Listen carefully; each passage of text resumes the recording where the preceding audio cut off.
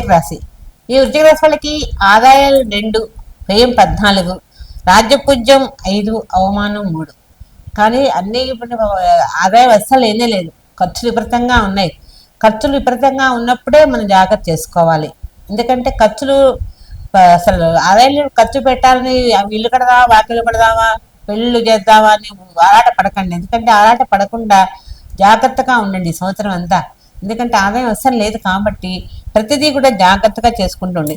ఈ సంవత్సరం కూడా ధనకాని గురువు ఈ 7వ స్థానంలో ఉన్నాడు. అందువల్ల ఏమవుతుంది, ధనం వస్తున్నట్టే వస్తుంది కానీ ఖర్చు అయిపోతూ ఉంటుంది. ఇబ్బందులు అధికంగా కనబడుతూ ఉంటాయి ఈ సంవత్సరం.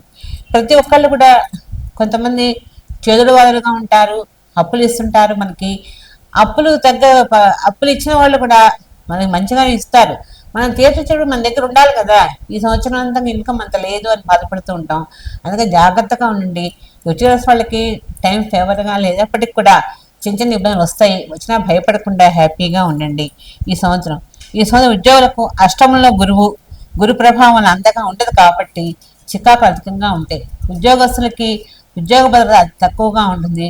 ఉద్యోగాల మీద శ్రద్ధ పెడదామన్నప్పటికీ కూడా కొంచెం ఉద్యోగాల్లో సమస్యల ఆస్కారం ఉంది, జాగ్రత్తగా ఉండండి. దైవ కార్యక్రమంలో పాల్గొనండి, చక్కగా దేవుడిని ఆరాధించండి. దేవుడిని పూజ చేసినప్పుడు మనస్ఫూర్తిగా పూజ చేసుకోండి.